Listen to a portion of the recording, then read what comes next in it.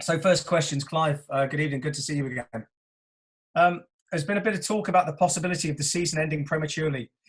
Can you please let us know what effect this would have on the club and, more importantly, how the fans can help? Yeah, look, it would have a detrimental effect on the club. I mean, the whole COVID-19 virus, will have a detrimental effect on the club, whether we finish the season or not.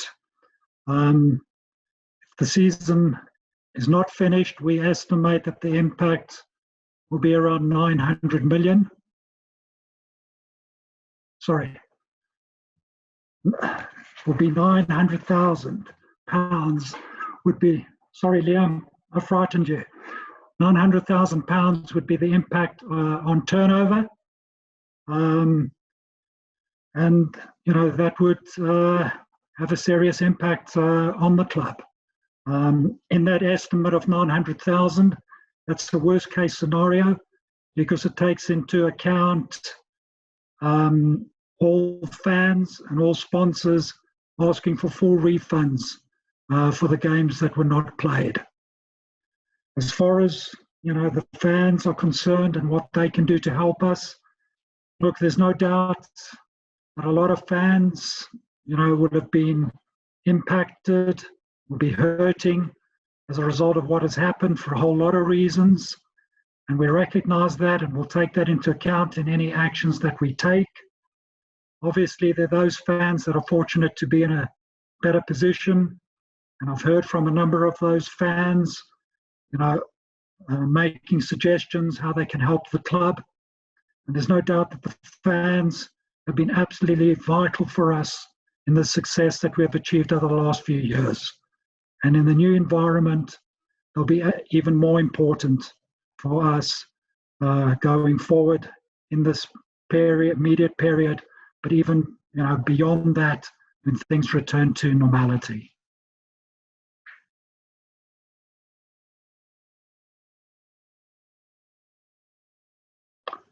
Brian, you're muted. Thank you. My apologies. Thank you. Technology. Liam, could you give us a current update on how the club is dealing with the current situation from a financial perspective? Thank you. Yeah, good evening, everybody. So I suppose, obviously, as Clive alluded to earlier, the maximum loss of turnover we're facing in this situation is around £900,000. So from my point of view and the exec team, many of who are in the room tonight, we're obviously planning for the various different permutations, looking at the options that are available, obviously looking to protect as much revenue as we possibly can. Certainly got a close eye on cash flow. And I think our job at the moment in time is just to have a plan for whichever scenario plays out at this moment in time. So as Clive alluded to earlier, the possibility of not completing the season on the pitch is becoming more and more real every day. Our ambition and our objective is to ensure that we do complete the season on the field, and that's what we continue to work with the league to do.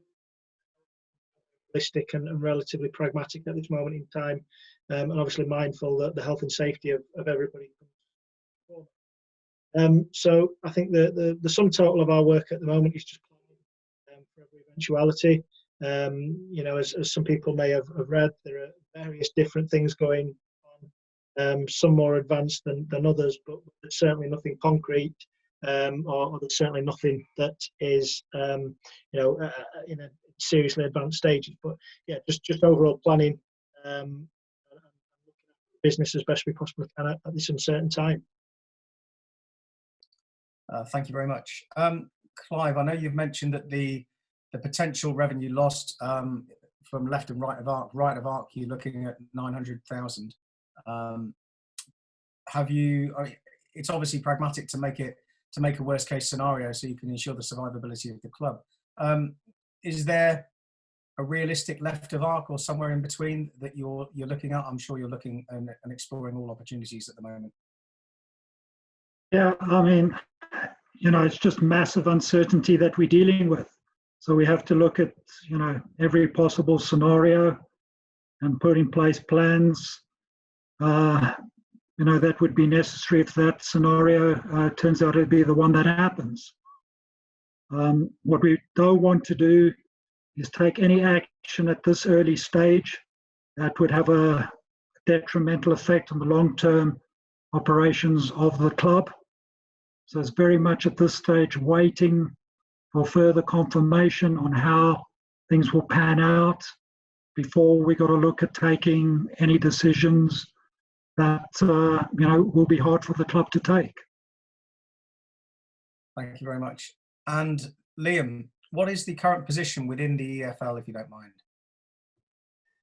So at this moment in time, we're in weekly dialogue with the EFL. We have a meeting every week with chief executives, owners, and the EFL. The two reps for the EFL board are Jez Moxey at Burton and Steve Kerwood, who's the Fleetwood. Both are very experienced in the footballing industry. They've been around the game for a long time. It's with those reps, obviously, in order to put forward the best case and the best scenario for League One. So, as I say, myself and Clive join a weekly call similar to this every week. And we put our views forward, debate various options, often hear the views of other clubs, chairmen, chief executives. And ultimately what we're trying to do is just collectively work through the challenges that we're all facing and the game's facing. I've got to say on the whole, conversations have been very positive. Of course, when you've got a dynamic of 71 different clubs or within a league, 20 plus other clubs, you are going to have various different preferred routes. Each club, it's obviously my job and Clive's job to do the very best for Lincoln City, but then equally we've got a thought to football overall. So it is definitely going to require some unselfish thinking. In terms of our position with the EFL, we made it clear that we believe we want to do everything possible we can to conclude the season on the pitch. Again, reiterating that health and safety comes first. But I think the other thing that we've been very clear on and quite vehement on is the fact that this season, whatever happens, should not and cannot be voided. This season's got to stand for something. We might need an artificial mechanism to complete the season, but we believe there must be promotion relegation at the end of the year. This season can't just be expelled from the history books. It cannot just be written off like it never happened. There's a number of reasons for that, but primarily, of course, we've got to be mindful of the second wave of the virus. We've got to be careful of what the future holds. And if we can just write off a season quite easily, then from our point of view, that sets a worrying precedent. Understanding, whilst I've not necessarily spoken to the other clubs outside of League One on this, I think there is general support for that. To reiterate, though, we all remain wholly committed to trying to finish the season and protect the sporting integrity on the pitch. But I think we've go beyond close to the 30th of June and possibly go into July. There is a chance that even if we get games on the field, that the sporting integrity must be impacted. Be that clubs that would be financially in a place that they would have to play teams or weakened teams, whatever that may be. So I think that's for us at the moment. Is the challenges are just working through the sporting element prior to obviously some of the bigger financial challenges the game and just around the corner. Thank you. And you mentioned about the 71 EFL clubs. Are the views of the 71 EFL clubs broadly aligned? I think realistically they're not, and they can't be. In the division alone, we have a broad spectrum of opinions, and that's because we've got very different businesses and very different clubs. Take for example, Sunderland and Lincoln City. We're in the same division, but as businesses, as football clubs, we're very, very different and have very different challenges. So naturally, what is right for, say, Sunderland might not be right for Lincoln City. So as I said, my job and Clive's to ensure that we're doing the best for Lincoln City, but we've got to be sensible and aware that we're it's our job as custodians of football best for the game overall. Outside of, I think the one thing that how well it's known, but effectively when we meet as clubs, we traditionally meet as leagues, but then equally League One and League Two we combine, and we often meet together. But the Championship meet in a separate forum on their own. Simply put, that's purely down to the commerciality of those businesses, how their landscape looks very different, and equally, we would struggle to see alignment between ourselves and the Championship clubs so often, just because we are such different businesses. So, the rules of the EFL allow different divisions to come up with different solutions. You've seen that this year with how we had a split transfer window closing. So it may, and we might have to get used to the fact that as we work our way through the problems that football face, that the Championship two might actually come to slightly different solutions. In the overall context, they'll be roughly the same, but the nuances of the detail will probably be between Championship, League One, and League Two, like I said, just because of the size of the businesses that they are. Thank you very much, Michael. Good evening. How are you keeping in contact with the first team players? Good to see you again, by the way. Evening, Brad. I'm sure Lincoln City are no different to the majority of the clubs up and down the country. I was introduced to Zoom a couple of months ago. Microsoft Teams, I think, is another way of certainly communicating with people. We've tended to, if there's been anything that's needed to be told to the players or any type of information that we felt was important, then obviously we'd speak to the players, and there's various ways how we do it. You can see that a lot of people communicate through WhatsApp, but as we've seen, that can be very dangerous and things get out. Things can be sort of miscommunicated. But the majority of the time, we've used Zoom. We've split the team into small groups. We've set them various tasks over the last couple of months. Like I say, if there's any information that's come out from the government, and we've had to obviously relate that type of information to the players, and that's the type of thing that we've done. And we try to stay in contact with them to a point where they need it and be available to them without over-egging it in a way, because they know even when we're in work and we're at the training ground, at the stadium, my doors are always open. I am the type that's very easy to be approached, etc., and speak on a one-on-one. So I've had individual conversation with players at various stages through the last couple of months, but ultimately, I think everyone's an expert on Zoom now. I think I'm obviously not an expert by speaking with a muted microphone. Thank you for that, Clive. How is the, if you don't mind me asking, Michael, how's the current situation affected potential recruitment? And I'm guessing this is across the board, but more Lincoln City specific. Well, there's definitely an effect to it, because there's so many barriers that need to be crossed, I suppose, and got over, because you've got the uncertainty, obviously, whether the season's going to start again. There's the uncertainty whether players who are contracted at clubs until the 30th of June, whether it's feasible for those players to, say, for instance, have an extra month to the contract, but what does that look like financially for all the clubs in League One and League Two? There may be a barrier, whether it's the player himself, whether it's the agent, to not want to continue playing beyond the 30th of June. So in terms of recruitment, I think that the only thing that we can do is, and one thing that is we're more than capable of doing, certainly during this period, is obviously we're able to recruit from a distance. So we can watch lots and lots of videos of games, lots and lots of videos and profiles of players. We can still speak to the agents.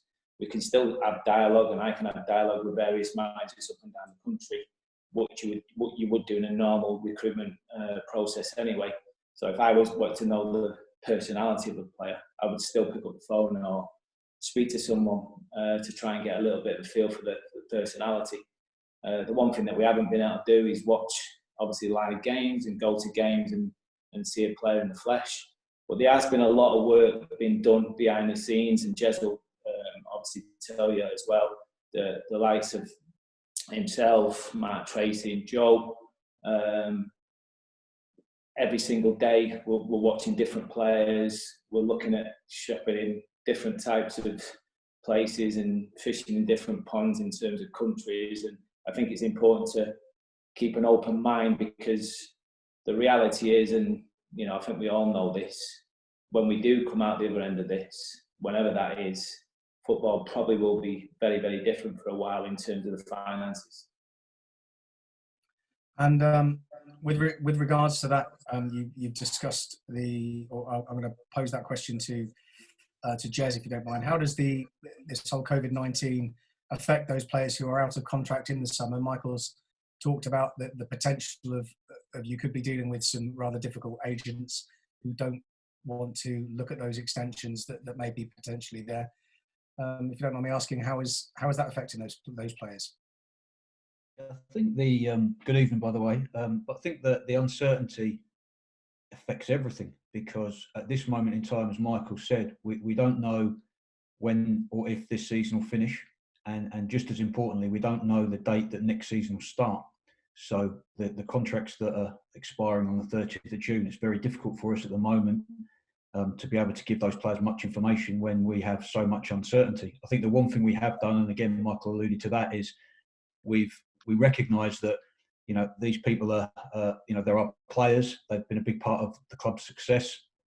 They've all got families. They've all got bills to pay. They've all got worries beyond the end of their contract. So we've just tried to be as open and as honest with them as possible, kept in regular dialogue, and made sure that anything that we know, they know. And I think that's really important. There's so much, if you pardon me, but so much nonsense in the press because there's a vacuum and people need to fill space.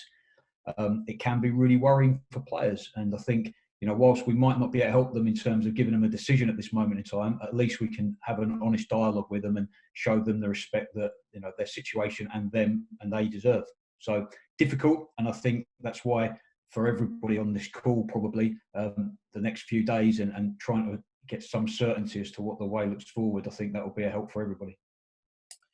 Thank you very much. And Michael, if I can come back to you, with regards to you being in touch with the players, are the players in touch with each other during this lockdown, and how are they coping with it?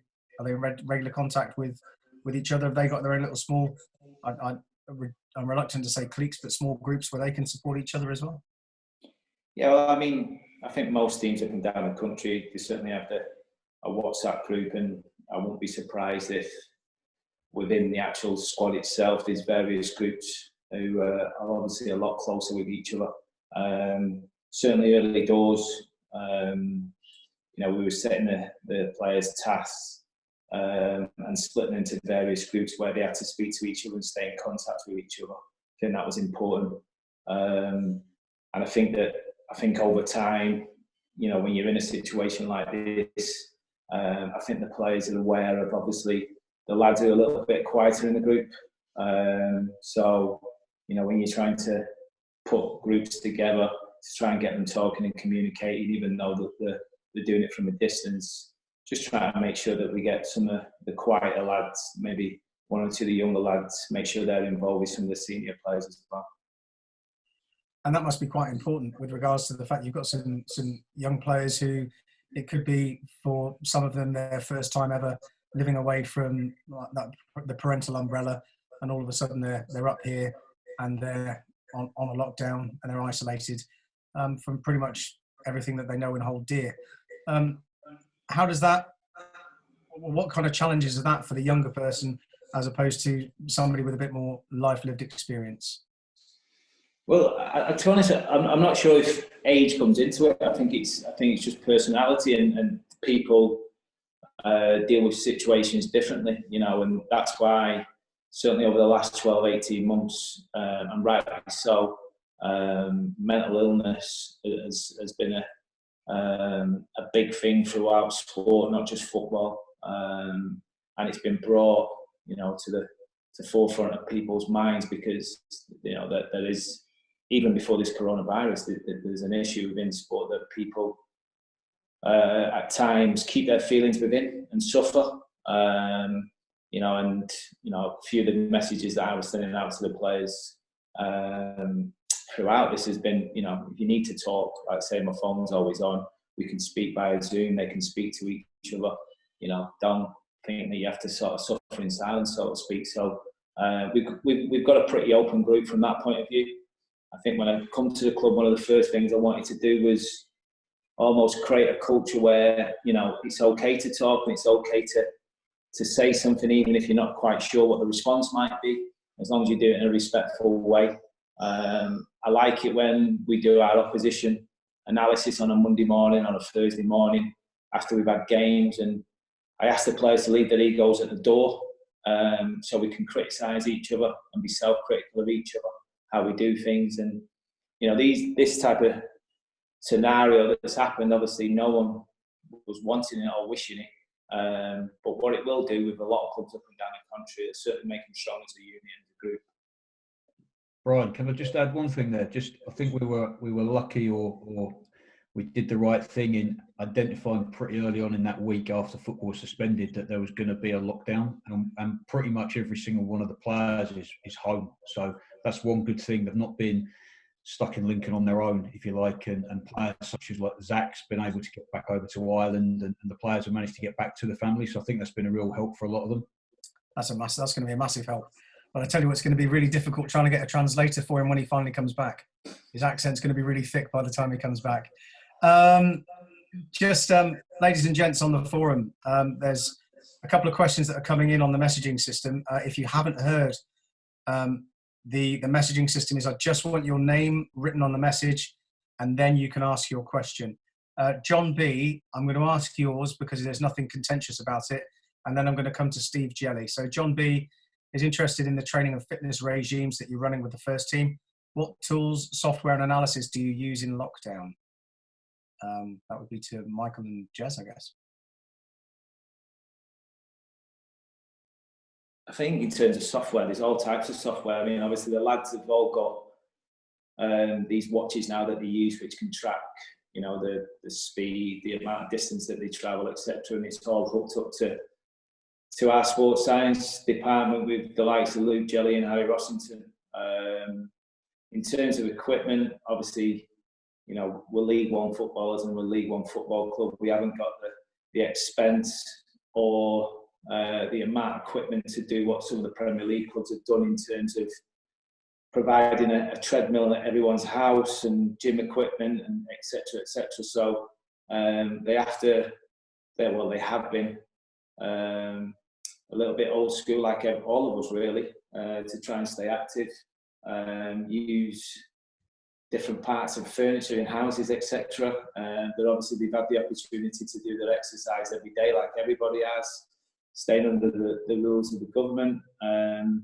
But yeah, I mean, very, very early, you know, Jez just touched on then about trying to stay ahead of the game a little bit by allowing players to go back to their home environment. And it was no different when it comes to realising very, very quickly how serious this could be. So they all had programmes that, you know, hopefully that they would follow, you know, whether that was for 2 weeks, 2 months, or whatever, you know, length of time it needs to be.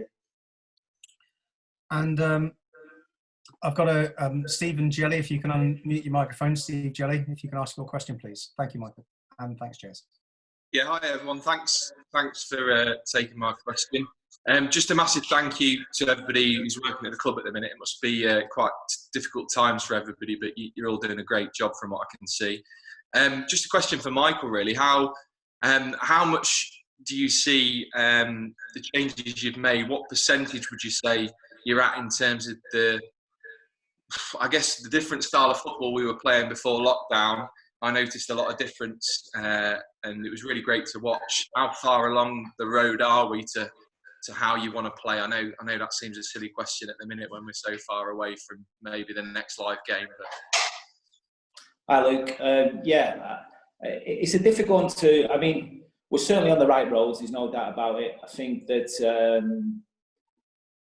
the pitch, if I'm being, you know, brutally honest, and I think we're all quite public about it, didn't help at times. You know, it was probably the first thing that opposition managers and coaches said when they come into the managers' room after games, how difficult the surface was.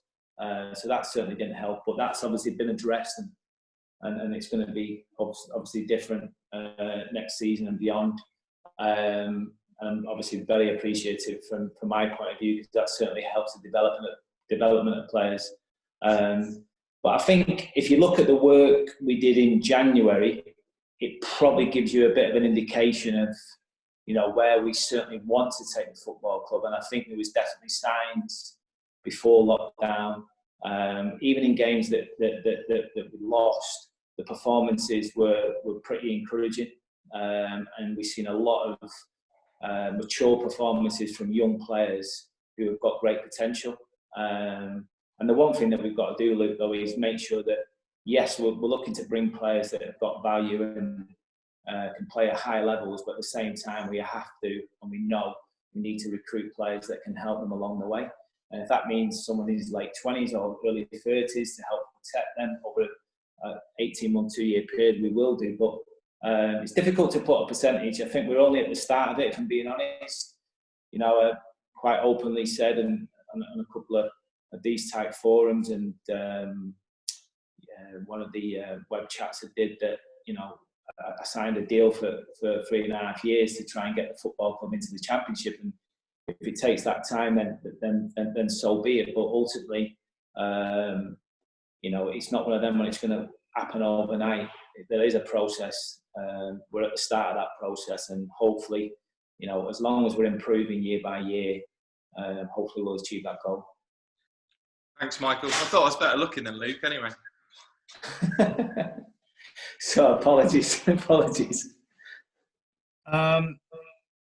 Gary Houston, or Gary Houston, you have a question that you'd like to ask? Yeah. Okay. Can you all hear me? Yes. Oh, okay then. It sort of follows on from Steve's question that Michael spoke about. Sorry, Gary, have you got a camera that we can actually we can see you ask the question, if that's possible? Well, so, just so you're not just a texted name. Oh well, I can't sort that out at the moment. Apologise for that. But okay. I'll ask the question. Like I said, Michael sort of touched upon it from Steve's question. The rumours are, and I haven't been down to the ground myself, that the pitch has been taken up. If that is true, how will this affect us moving forward if the season does start up again? I'll take that one and then bring Jez and Michael in. So Gary, thank you for your question. So I think first and foremost, to be really clear, what's ended up happening here is we, myself, Jez and Michael, for a number of weeks, long prior to lockdown, we were planning the renovations of the surfaces at the EPT and at the stadium. So what effect we did, we contracted with an organisation who look after Old Trafford and Wimbledon, as in the tennis, and another number of other major sporting organisations, and they're actually Lincolnshire based. So fortunately for ourselves, we've contracted and worked with them, and I won't shout too loudly about it, but we're certainly not paying Wimbledon and Old Trafford prices. And the whole aim really was just as part of working his team in order to take the surfaces to the next level that we had at the football club, and make sure that we could provide the infrastructure for the first team and through, for the teams right throughout the club, to be able to play the style of football that we were looking to introduce. So what in effect happened was we started the work on 2 pitches at the EPT, and then we were going to leave just 1 pitch in circulation for the last part of the season, and then as soon as the season finished, we were going to work pitches at the stadium and the remaining pitch at the EPC. Effectively, what we did when we first went into lockdown, the initial talk and the initial suggestions that we were getting was the fact that the season was effectively going to be paused, and then there could be as little as a 2-week break between seasons. Now, given we had fundamental issues on the pitch at the stadium, and I'll go into some of those issues in a moment, but because of the fundamental issues of the pitch, we couldn't risk only having a 2 or let's say 4-week period to work on the pitch. So it was a calculated gamble and a risk. We spoke with the EFL before we made the decision, and and effectively we at the time of starting the work, we knew there would be at least an 8-week window before play games, which was the bare minimum that the renovation period would want to take. Ideally, you'd have 12 weeks. So the initial plan was a renovation that would take 8 weeks, and then a top-up piece of work that would then be done 2-week, 3-week close down period anticipated to be the close season. Obviously, things have changed very, very much since then. But the pitch, say we do get the approval from the EFL to resume in June, the pitch will be ready for that period of time. It'll be better than the surface that we finished off. But obviously, it's still got a lot of maturation and growing to do, and from that point of view, would still require a little bit of further work. In terms of what Michael said in terms of the pitch, I think the one thing that we had to address, and it sounds crazy, but the pitch wasn't even. So the heavy rain and the machinery that's had to go on it, and over the number of years, the surface, so the base layer of the surface, so forget the grass and the grass coverage, Epford's surface itself wasn't flat. So that affected ball roll, that affected the confidence of the players. When you imagine these guys are at the peak of their performance and they're the elite of the elite, the attention to detail and the nuances of the detail are what's important, and that was obviously having an impact. So I think that was something that we had to get right. So obviously Michael made the request, and then working with Jez, as head of football, we worked hard on a program. So I think it's probably wise to bring Jez in, probably finish the answer a little bit with a little more technical detail. But I think in short, we will have a pitch to play on, and it's calculated gamble. Gary, does that answer your question? Yeah, thank you. Thank you. I guess, Michael, it means the next time we meet and have a pitch side chat, we won't be talking about the state of the pitch. Sorry, no, I certainly hope so, Brian. No, it'll be, obviously it's one of them where, well, one thing's for sure, now they're going to get done and going to be spick and span. Can't use it as an excuse. Thank you very much. Dan Rawson has got a question. Dan, if you can unmute your mic, and Gary, if you can mute your mic, you have. Thank you very much. So, Dan Rawson. Yeah, evening all. So I'm a little bit late to the party, so hopefully I'm not repeating a question that's already been asked. But this is to Michael. I'm just wondering how you plan to, well, given the fact that it seems increasingly likely that matches will be played behind closed doors to conclude the season, how does that affect your preparation in terms of the player's mindset? And, well, it is mainly that. I imagine, physically it's been much the same, but mentally, how would you approach differently? I think we have to almost make it about us, really. Because obviously, there's a lot of talk, and obviously none of us know the real answer yet. Hopefully we get some clarity over the next week or so. There's been talk about neutral grounds, and obviously if that doesn't happen, we get the opportunity to play at our own stadiums, but like you say, without spectators there, which can make it very, very different. I was actually speaking to a couple of managers last week, and we were having a little bit of a joke about it, that when we were playing as players, there was always 2 or 3 players who were brilliant in training or brilliant in practice matches, but when it comes to the Saturday or the Tuesday evening, they had to play in front of a crowd. They were hopeless. So there's almost a possible opportunity for those potential players who suffer and can't really perform, with a crowd and the pressures that go with that. Yeah. There might be 2 or 3 players in every squad up and down the country who are normally squad players or don't really get that much of an opportunity, that when all of a sudden playing in front of no fans and there's less pressure, and if you give the ball away or kick the ball out of play, it doesn't affect you so much. So I think for us to sort of negate all that, we just have to concentrate on ourselves and make the players realise that even though it's going to be slightly surreal, the single most important thing is 1, performance, and 2, a result will follow that. And I think that's the biggest challenge. You're right, that I think a lot of teams are going to face is that the importance behind the games. So it's not just the fact that of finishing the games, It's the actual making sure that the players never switch off from how important it is that there's still 3 points on the line, and it's important to win as many games as you possibly can. Mm-hmm. Yeah, cool. Cheers. Thank you. Thank you, Dan. Gareth Mablethorpe. Excellent, Brian. How can I get onto the group chat? I'm trying to record.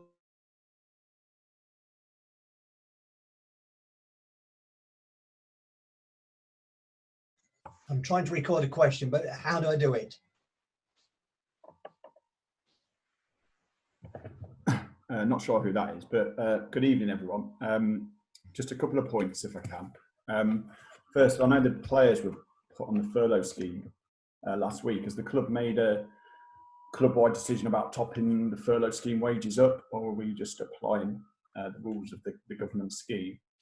And secondly, around the retain list, which we'd normally see this time of year, has the, obviously I wouldn't expect any names to be disclosed, but have some firm decisions been made about certain players' contracts or not? And the same goes for the youth team. I guess there's a bunch of under-18s who've just finished their scholarships, and decisions around those young lads who may be staying with the club or not. Obviously, not individual names again. Cheers. Brian, I don't mind taking that if you want. Yeah, go for it, Jez. So the first question regarding the furlough, the club have topped that up, so the players are being paid 100% of their wages through that scheme.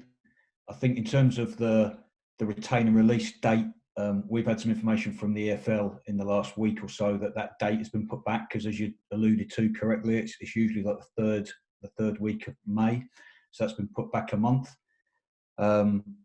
I think in all these situations that there's probably some decisions that are made, but those decisions that have been made, the players are aware of.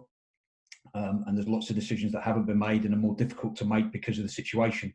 So I think, that's what I said earlier, that the quicker we get some clarity about what's happening this season and the start date next season, I think that'll make it a lot easier, because we are very, very aware it's going to be a really, really difficult summer for players out of contract. So the one thing we want to try and do is, regardless of what the decision is to try and help those players as best as possible by letting them know the decision as early as possible. And then with regard to the youth team, those decisions have been made. So we never think, being honest, that if you get through a 2-year of a scholarship program, there should be a big D-Day meeting at the end where everybody sort of tries to make a decision. I think that those boys know where they are as the year goes on.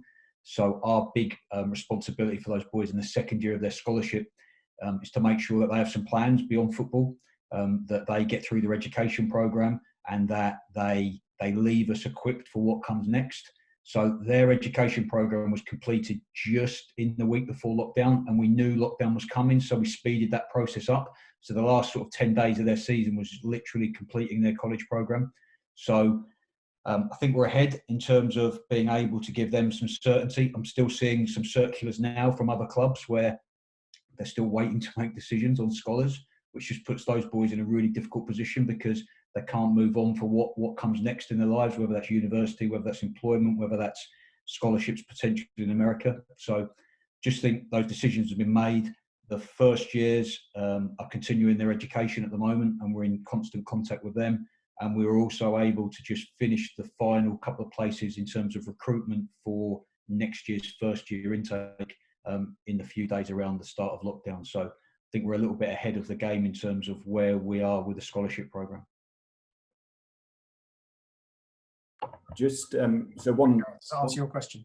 Yeah, so just one final point on that. So if we get to the position in June or July finishing games, and we've got some decisions being made on players who will be leaving the club, where are we confident, or fairly confident around squad size and those players that would still be willing to contribute off the back of that?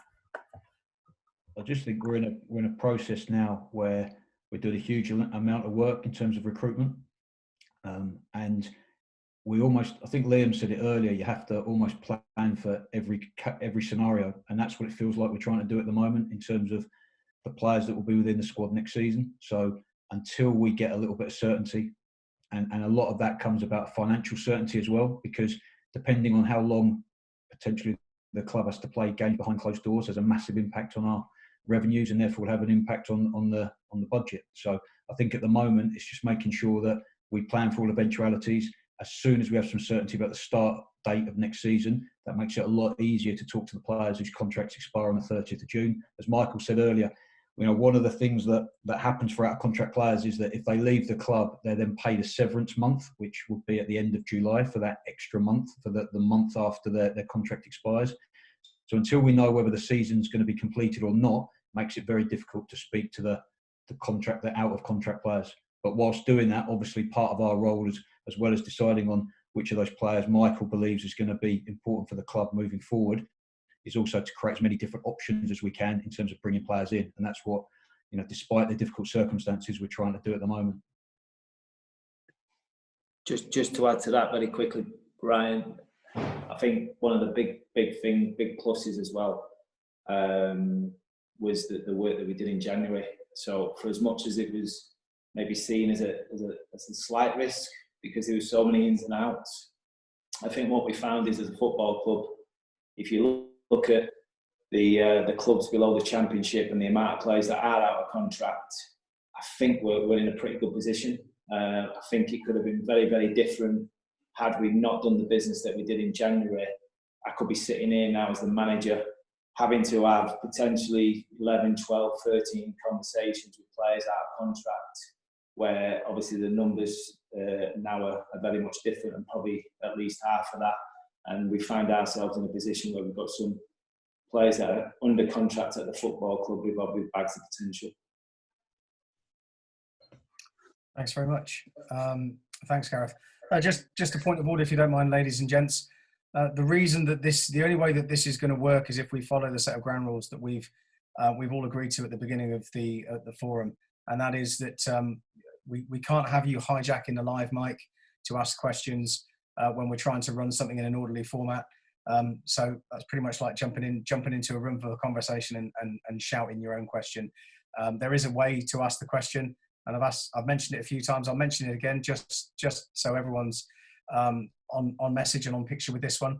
If you can just type your full name into the message system, into the private message or as a public message, I will come to you in due course, as I've done with Darren and Gareth, and I'm about to do with Rob Arnold. So Rob, over to you. Thank you very much. Good evening. My question is to Jez and to Michael to a lesser extent. It's about, obviously we had quite a big fanfare with lots of expansion to the junior programme with the intake of scholars this year, this season. And one of the downsides, or possibly upsides of this situation, is that clubs may rely more on developing their own talent. And I know we've got a couple of players coming through in Ellis Chapman and Jordan Adebayo-Smith, but I wondered what the new intake... You've gone mute again, Robert, so you'll just need to unmute your microphone and continue where you said Jordan Adebayo-Smith. Yeah, sorry. And I wondered if there's any signs of the current scholars and the first year scholars growing into first team players in the near future, so we can perhaps save ourselves some money in the transfer market. Yeah, Rob, thanks for the question. It's a really good question, and it's an important question for the club, because it's a big part of the club's development in the next few years, is that we need to be consistently producing players through our academy that play in the first team and have the potential to go beyond as well. So it's a really good point. We definitely have a first year group that are going into their second year, where we think we've got some players with a chance of a professional career, and some players who in the next 12 months will definitely have the opportunity to train with the first team. They've done that on several occasions already. I don't really want to give you names, but we've definitely got some players there that have the potential. And we're really pleased with the newest intake, who will be joining us in, hopefully, July. But the boys that will be full-time with us from this summer. So we think that the scholarship programme and the squad of those players that we'll have next season will be significantly higher than the club's had in recent years. And we think it's a group that have a number of players that have a real chance of progression. Now, we know how difficult it is to have a career in professional football, and because the club is now an aspiring League One club to push on even more. We know that bar is continually raised, but without a doubt, in the last couple of years, we've made significant progress both in terms of staffing and in terms of the recruitment of those scholars to have 18 players next year that will be really, really competitive amongst our peer group, and we'll have a significant number of those players will have a real chance of progression, whether it's into Lincoln's first team or maybe professional football at another level. But it's an exciting group, Rob, and one we're looking forward to working with. Thank you very much. And Rob, does that answer your question? Yeah, perhaps just a follow-up on that is from Michael.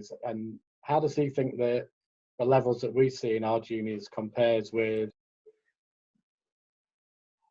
You'll need to unmute your microphone. Yeah, how our juniors maybe compare with the juniors he's worked with in the past, and whether he sees potential in the group as well. Rob, I think obviously Jez has touched on this year's intake, which we believe as a football club the standard and the bar has risen quite dramatically over previous seasons. And listen, I'm saying that on the basis that I've been in the football club 5 or 6 months. So in the 5 or 6 months that I've been at the football club, in terms of standard, as an example, Lincoln City, West Brom, I think obviously the gap's pretty big. But I think there's 2 or 3 players especially who we've had come and train with the first team before the lockdown, who have shown really good promise and certainly held their own in training. There's no doubt about it. I think the better standard and the better players that we bring into the club is one step, and that's the first step and the most important step, because they need to be playing in really competitive games and challenging themselves week in, week out, but not just challenging themselves, beating sides and big clubs in the area and beyond, before obviously then looking like realistic, I suppose, players to come in and join the first team and be involved with the first team. Now, there is 1 or 2, and I won't mention names, but there is 1 or 2 within the group, in this year's group, that I feel very, very, very confident that they could potentially be with us most of the season. Thank you very much. Robert, does that answer your question? Yeah, thank you very much. Thank you. Thanks, Robert. Thanks, Michael and Jez. Next question from Stuart Borthwick, please. Stuart Borthwick. Hello. So a question for Liam. Liam knows that I like asking him difficult questions. So I'm going to read from the Guardian newspaper from a few days ago. The Premier League is confident of privately securing the requisite number of test kits to enable top-flight football to restart without impacting on public health needs. Are you confident of your ability to privately secure the requisite number of test kits without impacting on public health needs? Great question, Stuart. I think the short answer to that right now is no. And that's why the position that we're taking and reiterate and remain as a football club is that the health and safety of our team members, our players, our staff, our fans, everybody that's associated with the football club has to come first. The effect of this and the detrimental financial effect on the football club is huge. But first and foremost, we've got to look after health and safety. I think second of all, we've got to ensure that we don't put additional strain on the NHS, and I've talked about it a few times, but facilitating of games, be that behind closed doors or not, requires a medical provision. Now at the Premier League clubs, they have in-house doctors, they have in-house medical provision that aren't on loan as such from the NHS. City, our club doctor, is a GP. He's got his own practice and works for the NHS and works for us at the weekends in a sense. Staff, outside of the primary provision in the sports science department, they are also NHS and NHS contracted. So it's not just testing from that point. healthcare system. It's of course it's the rounder effect and the reliance that we have on the public health system. And I think in terms of the testing, one of the elements that is really clear and has come out over the last few days is that the Premier League can afford to return to training, and then return to training relatively isolated, working within the group. Decision can be made whether it's fit and proper to return to competitive fixtures. Now, if we were to do that in the EFL and effectively bring people off furlough, start to then team members in order to kind of gear up and get ready for games, that then comes with additional associated costs, operating costs, salary costs. Like I said, pulling people off the furlough scheme, and effectively that would then just challenge financially to the football club. So we're not in a luxurious position, if you want to call it that we can come back on the hope that we might be able to play football games. If we're to return to training and if we're to start gearing up the season, we've got to do so in a manner that we know that we're going to compete and we know the season is going to.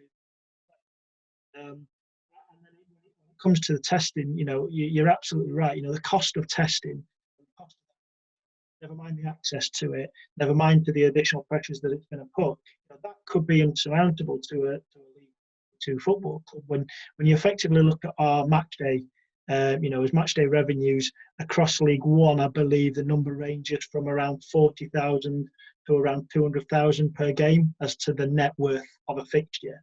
Whereas in the Premier League, that number starts at around 4 million. So, the cost of testing, against, say, 4 million, is very different to the test of costing versus an income of, say, £40,000. So I think when, as we start to look at trying solving some of the problems, I think unfortunately what happens is we solve the problem, but then we create another one. And that's something that we've got to be very mindful of. I think the one thing I'll also add to that is, you quote The Guardian there, and Jez made the point earlier. Newspapers and journalists, I respect that they've got a job to do, but there's not a great deal for them to be reporting at the moment. The virus is in control. We're not.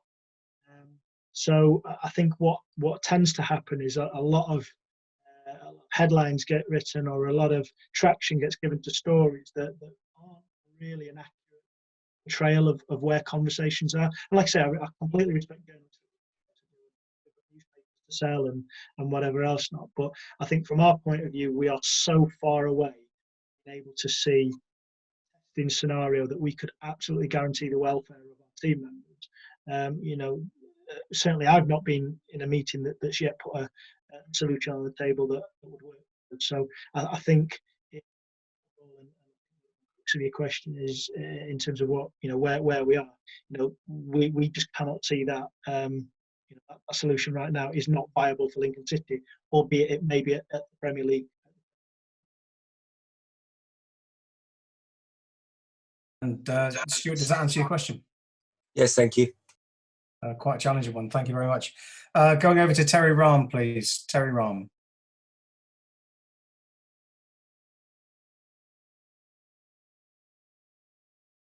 Terry, are you here? Okay, Terry, if you can wait out because we can't hear from you. Mark Williams. Yeah, hi. Can you hear me? Yes, we can. Thank you.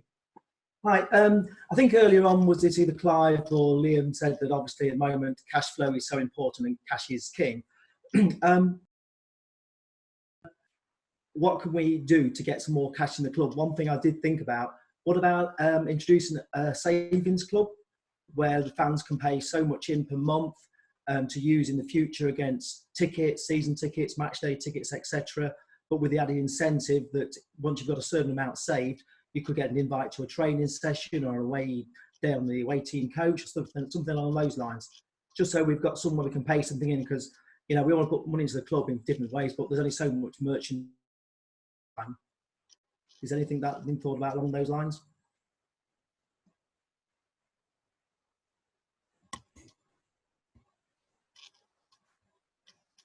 Mark, there are going to be a whole lot of ideas that we will consider.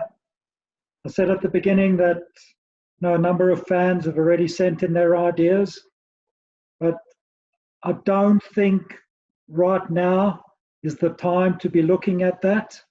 What we first need is clarity on certainly what will happen with next season. And once we have that and we know what the potential hole is, what sort of rescue package could come from the Premier League, if at all, then we'll be able to plan exactly what we need and, you know, have a look at various ideas from fans and how we can ask you to help us, those that are able to do so, to take us forward.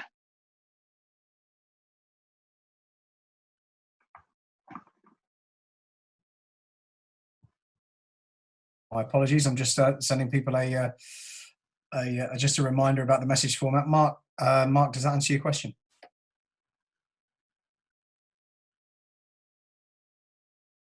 Sorry, Mark, does that answer your question? Yeah, it's just as, you know, as fans would like to sort of be a bit more proactive now. I understand what Clive's saying and thoroughly agree with him. But if there's probably a little we could do now and be proactive rather than sort of having to be reactive later on. But I say, because it's such an unknown entity at the moment, I thoroughly understand, but just an idea.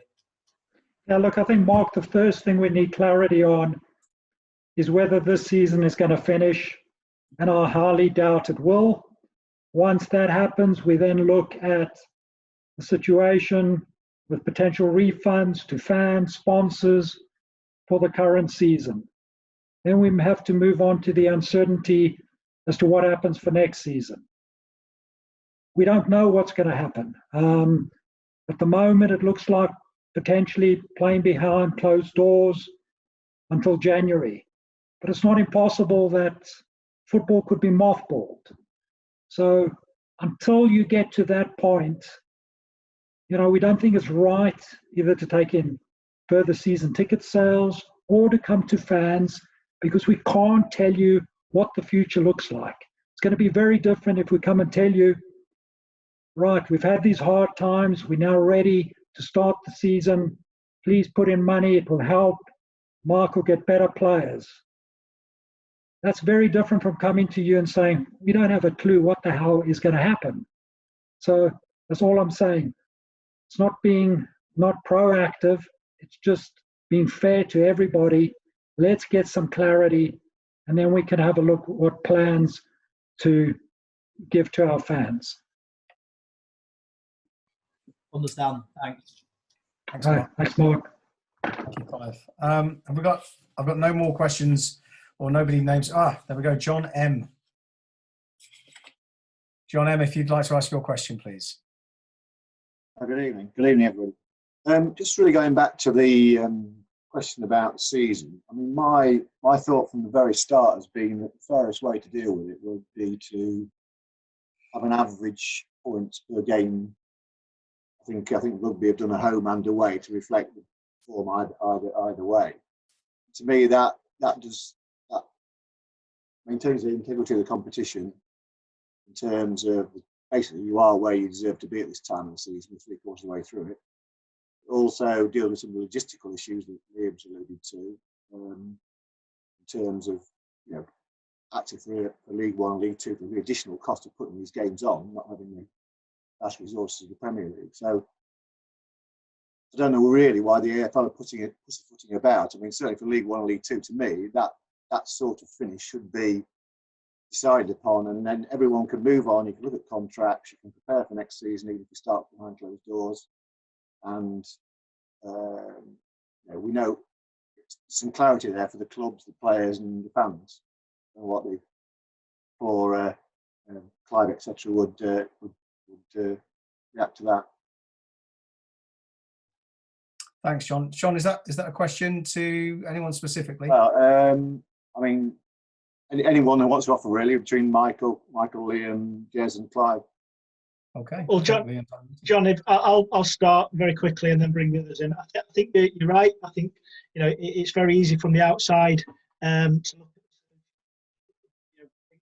at, you know, relatively pragmatically that's the, you know, the obvious way to do things. I think the first thing we've got to remember is, as the EFL and as clubs, we've all signed contracts to sponsors that effectively say that we will do everything in our powers to play 46 league games, cup games, and I think we've got to demonstrate our abilities, and we've got to demonstrate a genuine and sincere attempt to complete the season before we can just call an early end to the season and using an artificial mechanism. I think you're absolutely right. So our club view is that if it has to be decided on an artificial mechanism, then aggregated points, home and away, tallied together, then should kind of come to the conclusion. But the only thing I would say, just to give you one scenario out there, I'm good friends with the chief executive at Stevenage, and in the last 10 games, they've got 8 of the bottom 10 to play. So on a, I know we're unsure of what the relegation situation looked like. You can see that the fixture lists are slightly, unfair, and no matter whatever artificial mechanism is used, if we come to that, I think Clive made the really, valid point that we're going to be looking for the fairest of the unfair solutions, and I don't think you can put it any better than that. Somebody is going to miss out. So I think for the integrity of the game, we have to show a real sincere attempt to complete on the pitch, and it's only at that point can we then consider other mechanisms. But in short, for my money, you're absolutely right. That would be the fairest way. Would anyone else like to come in on that at all? Just agree with that. I don't think there's much to add. I think if pragmatism ends up, if there's no way of completing, that becomes the most pragmatic way of deciding the issues. So I think I think you're right, John. Thank you. Thanks for your question, John. Appreciate that. Have you got any follow up on that at all, John? No, I think you just. I understand Liam's point about the obligation to sponsors, and I guess that's what that's what's driving the Premier League for their almost obsessive way to finish it off, in the sense that they're worried they're going to have to pay money back to the to Sky, etc. If I may, could I just ask one further question while I'm on? I just wanted to know, it's been alluded to already by Clive that we might have, in terms of funding, have we got any view on what, when we might get some more assistance, financial assistance from Premier League, the FA or the EFL? Is there anything concrete on that, or is that still very much in the air?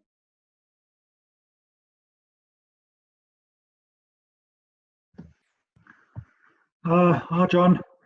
I think there's no doubt the EFL will be looking for some sort of rescue package from the Premier League, but everything really depends on, more with regards to next season, whether, the Premier League can start next season, because you've got to have secure broadcasting income. It's absolutely critical that the likes of Sky and BT do not ask for refunds, because if they ask for refunds, there's no chance of a rescue package. In fact, we get around £2 million from both the Premier League and from the EFL, essentially from their broadcasting rights. So it's absolutely critical for us that the Premier League starts playing football again. At that point, there's no doubt the EFL will go to the Premier League to ask for some sort of rescue package. Thank you very much. John, thank you for the question. Alex Walker has got a question he'd like to ask. Hello, yeah, it's about iFollow.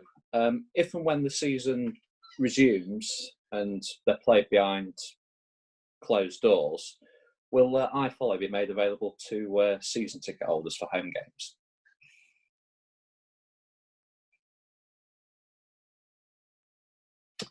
Who'd like to answer? Hi, Brian. Just to find the unmute. Alex, the current plans we're working through are that iFollow would be the mechanism. So we're currently looking at how, for example, season ticket holders this year, how we could deliver code directly to them so that they then can watch the games. And then equally, you know, so people can watch it on a match by match basis. So I think this is actually one of the areas that actually further advanced than many other leagues in the fact that we have got the streaming system and the infrastructure. If anybody's watched it, you know, used iFollow whilst on holiday, whilst not using VPNs or whatever else to get around it, you know, it's a reasonably good service, and it's certainly functional. So that's where the plans are. I think just to confirm for something that was probably slightly misreported in the press earlier the week, you know, we are looking at options such as the showground, but that would more be in the long-term planning if we were behind closed doors for a longer period of time, trying to cater for people that might not have access to internet or technology at home that they could watch the game, so maybe a drive-in system there. But yeah, first and foremost, if games are behind closed doors, simply put, it will be iFollow will be the primary source. Thank you. Alex, does that answer your question? Yeah. Thank you very much. I'm going to move over to Matt Harris. Matt Harris, over to you. Thank you. Cool. So just a question for Michael, really. Just want to know what the situation with Jason Shackle is. Is he still at the club, basically? As far as I'm aware, he's on gardening leave, and I think Jez and Liam might be a little bit more best to answer the question. But he's certainly not part of the first team squad. If that's your question. Cool. Yeah. Jason last season was a cut above anything we had at the start at the club at the time. So it's just a shame that it's ended in such a way for him, really, because he was a leader last season, but this season just doesn't seem to be the same sort of man, which is just a shame. Yeah, and it's one of them. Listen, you know, when I first come to the football club, one of the things a new manager does is, you know, you look at what's happened in the past, you look at who's done well for the football club, performances, and there's no doubt about it. Obviously, Jason had a fantastic career and did really well for the football club last year, but obviously, you know, we're in a different level this year, against better players, quicker, sharper, brighter players, and it just, you know, hasn't really happened. And, you know, as a manager, you've got to make tough decisions. And the one thing I would say, and I think I said it, you know, closer to the time when I left Jason out of the squad, is that, you know, if any player, or if I have to give any player bad news, they'll hear it from me first and nobody else. And like I say, you know, them decisions come with the territory and the job, and you know, they're not easy decisions to make, but ultimately you live and die by them. That's superb. Thanks for the answer. Thank you very much. I think that was Matt H. Steve Jelly, you've got another question for us. Yeah, sorry to take up the airwaves. Just a quick one, light-hearted one. Just what's everybody been doing to away from work to stay sane during lockdown? We'll start with you, Liam. Nothing. I work for Clive. There's no such thing as time off. and I work for Liam, so there's no such thing as time off. Clive. This bloody unmute thing. Okay. I've started to get interest in the stock market again. That's how I relax from Lincoln City and speaking to Liam constantly. Have you got any tips about the stock market at all there, Clive? No, I'm not going to pass those out. I might look really stupid in a year. Michael, over to you. Yeah, I mean, I think obviously from our point of view, you know, I know they joked about it, you know, Liam, Jez and Clive, but ultimately, you know, we are still working, believe it or not, and it's still quite active and still quite busy because there's a lot of discussions and plans that need to be put in place for when decisions get made above us. But I've got a pregnant wife who's 20 weeks pregnant, so that sort of keeps me on my toes and keeps me busy. And obviously, you know, I'm constantly looking to see how I can improve the squad. So a little bit boring, really. I find it difficult. I'm a little bit agitated at the minute, and I want to get back on the grass and coaching the players. But yeah, in the meantime, I suppose doing my little HIIT workout in the morning sets me up for the day. If I didn't do that, I can become very, very grumpy. And I'll get your name right, Stephen, this time, because obviously we've got a Luke Jelly who works for us. But the one thing that I can't go without, and if I didn't have, I think the people who know me better than anyone, if you're in a room with me and I went too long without chocolate, I wouldn't be a particularly pleasant guy to be around. Just like my wife, yeah. Good luck with a pregnant wife, anyway. And yeah, no, Luke's my cousin. He's definitely. By the way, Steve, Luke's also giving us a bit of entertainment once a week with his new guitar lessons that he's practicing. So you can ask him about that. I will do. Cheers, guys. Just one other thing that I've started to do that I don't normally have time because of all the travelling is I've started to watch Netflix. So Sunderland Till I Die, English Game, and Mindhunter is very much recommended.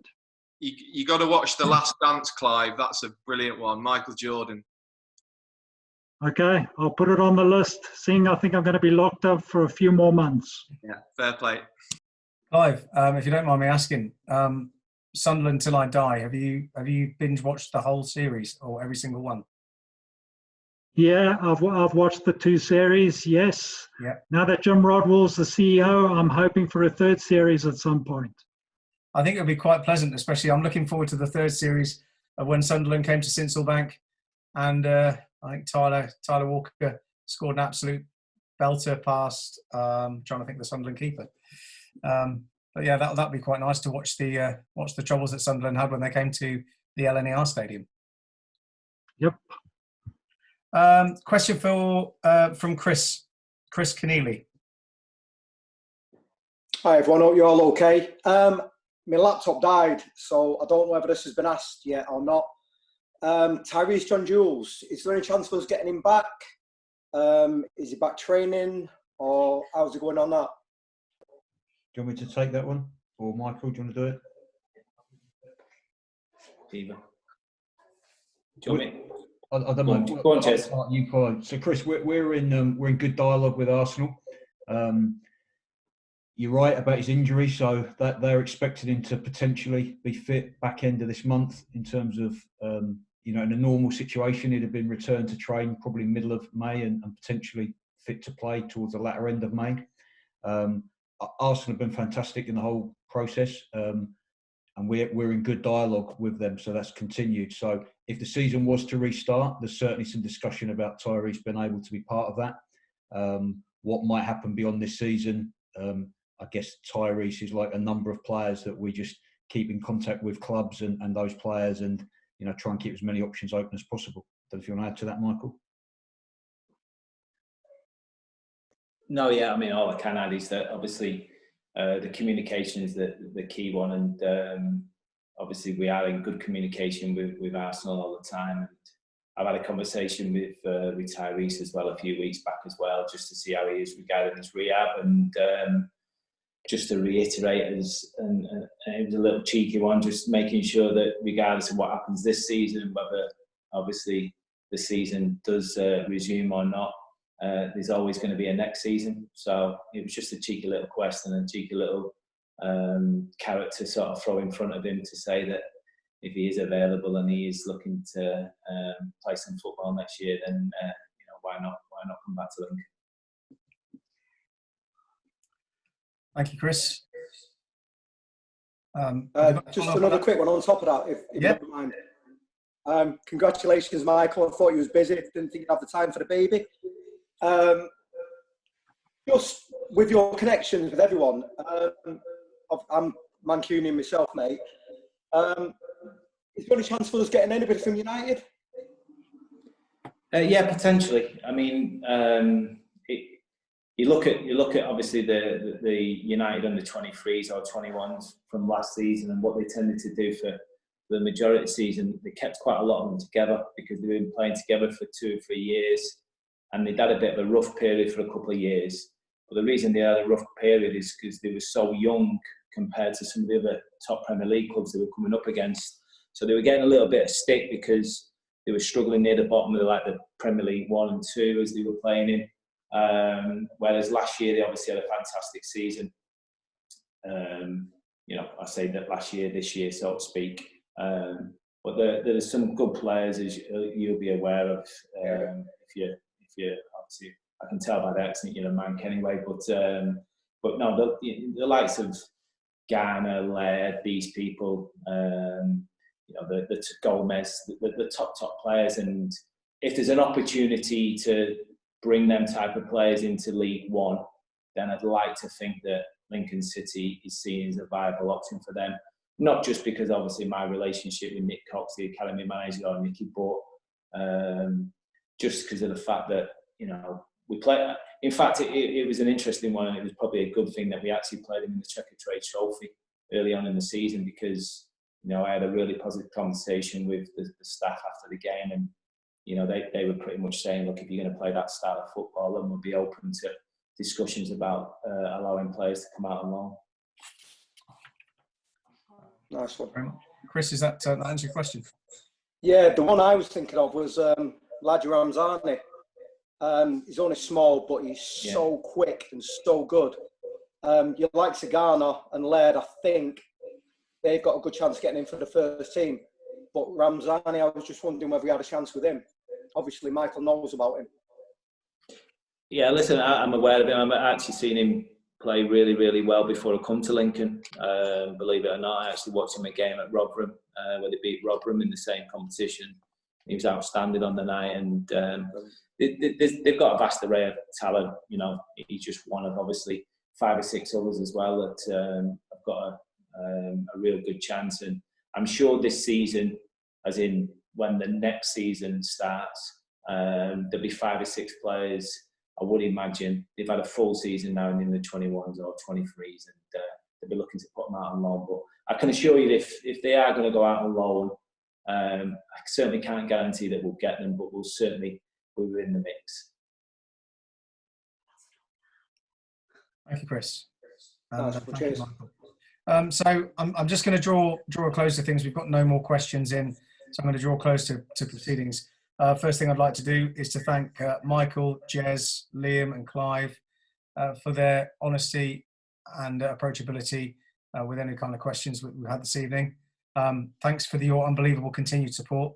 Stay safe, Imps. We'll be in touch soon. And congratulations on the future arrival as well, Michael.